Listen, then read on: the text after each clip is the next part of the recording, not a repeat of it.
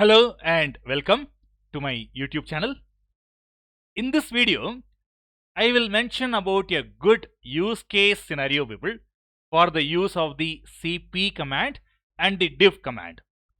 Let me now demonstrate people and I'll mention the scenario where these two commands are very useful, cp command and the diff command. For this purpose, I'm going to switch user into the root account people. Let me start with that. su-root. And I type the password for the root account. And I have now switched user into the root user account successfully people. We can notice that the command prompt is ending with a hash or the pound symbol. And I can also verify that I am working with the root account at this moment with the help of the id command. Alright. Now, in the real-time projects, what happens is people, we do make changes in system configuration files based on the requirements. Now, let me imagine like this people, that I need to make change. I need to add a line in this file with the name /etc/host. So this is the name of the file people, hosts. This is the name of the text file, which is a system configuration file that is available in the /etc directory. So this is the absolute path for that system configuration file. The root directory has a subdirectory with the name etc, and this etc subdirectory in turn has a file, a text file with the name hosts. Now, when I look at the content of this file people, it is like this. Okay, please do not worry about the content of this file. I am just using this file for the demonstration that I am providing on the use case scenario for the cp command and the diff command people. Okay, these are the existing contents of this file.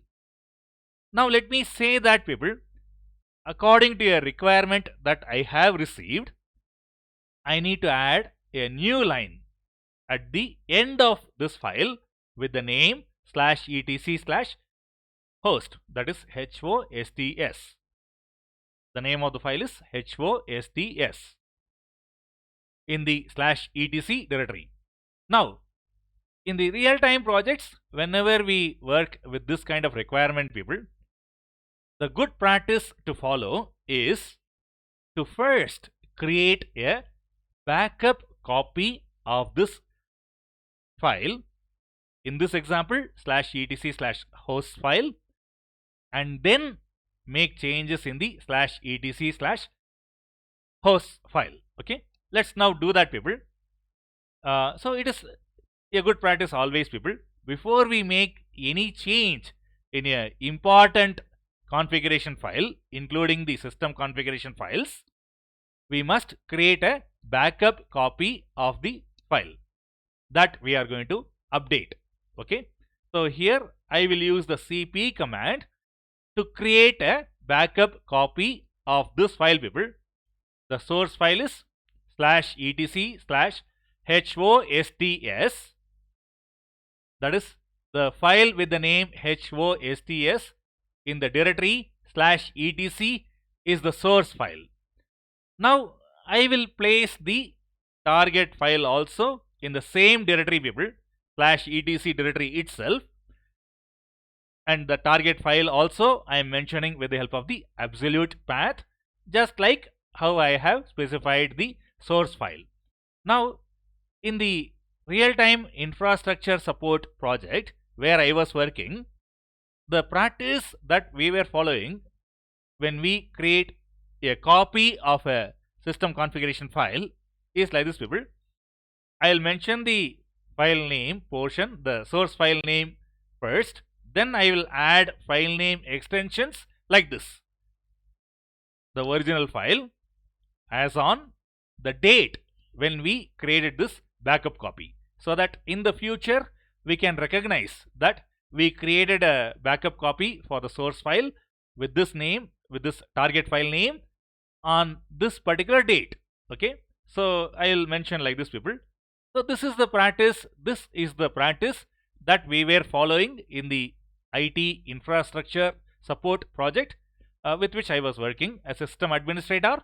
So I will say like this, people. Okay, so what I have specified is this: the source file is with the name /etc/host, that is HOSTS here in this portion, and the target file is with this name, people. Okay, I'll create the backup copy for this source file in the /etc directory.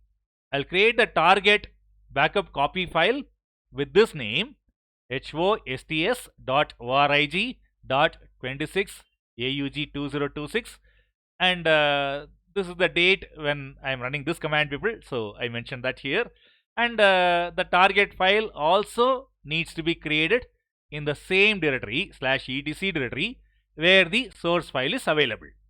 Okay, let me now proceed here, people.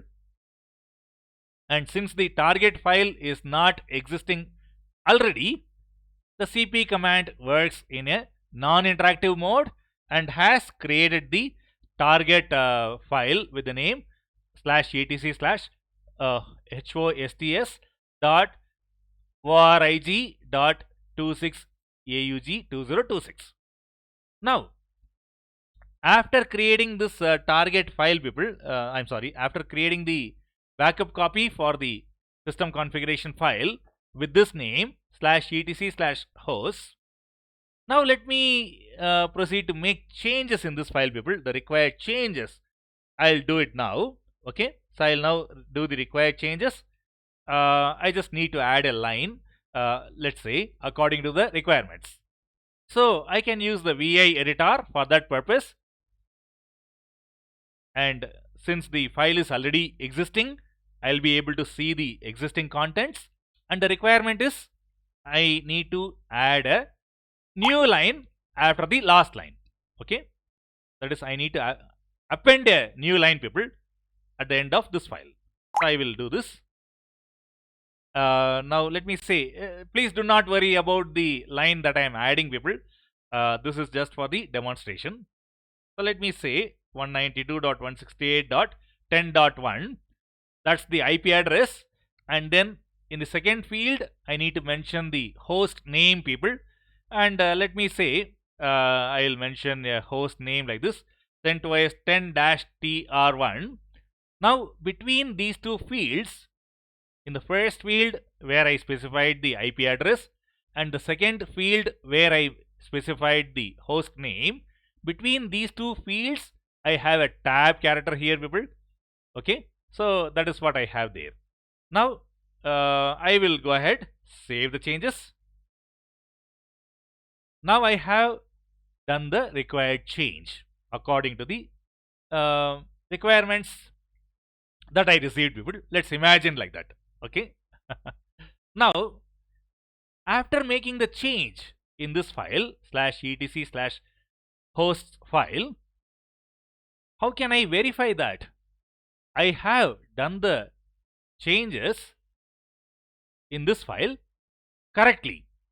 Because I want to check and verify that. Here I want to check and verify that I have done the changes in the system configuration file /etc/hosts correctly, and also I should not have added any other unnecessary text in this configuration file, people. Okay, that is what I want to check and verify.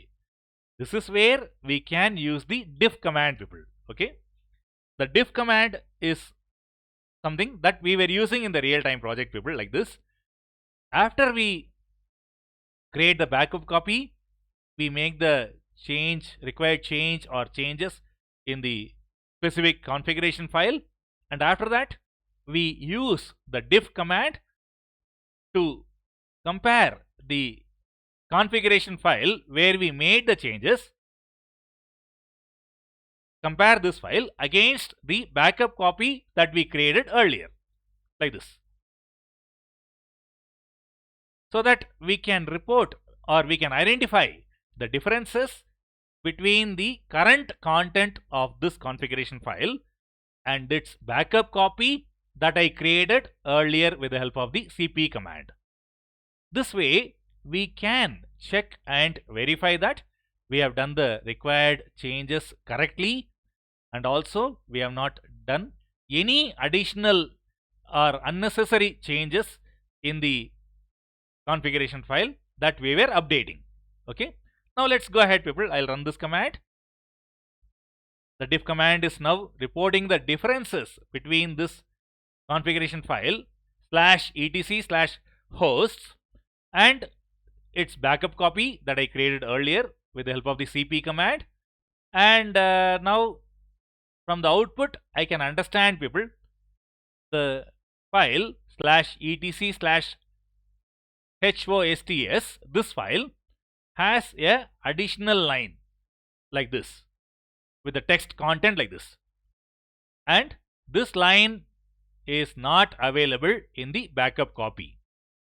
This way I am able to check and verify that I have done the required changes correctly in the source file, in the system configuration file, in this example /etc/hosts, and also I'm able to check and verify that I have not added or made any unnecessary changes in this file.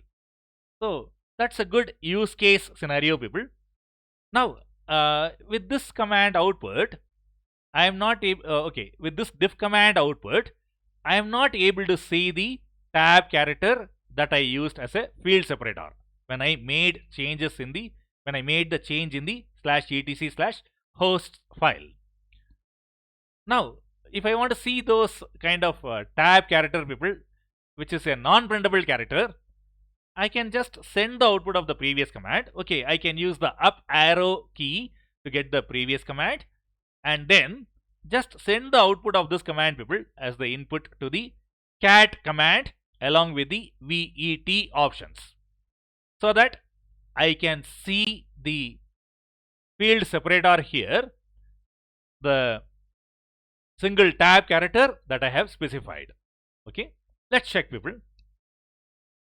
Yeah, we can notice that a caret symbol followed by capital I indicates a single tab character, and the dollar symbol at the end of the line indicates the end of the line character or the new line character. All right, people. Now since I am done with this task, whenever I am done with the task or the activity that I need to perform as the root user, people, it is a good practice to use the exit command to terminate the switch user session to root user and return to the regular user session. Let me do that, people. Yeah, I have done that, and I have used the exit command to terminate the switch user session to the root user, and I have returned to the regular user frame users session. All right, people, with that I will conclude this presentation. Please subscribe to this channel and also share this channel if you find that this channel is useful to you in learning about Linux and related topics. Thank you.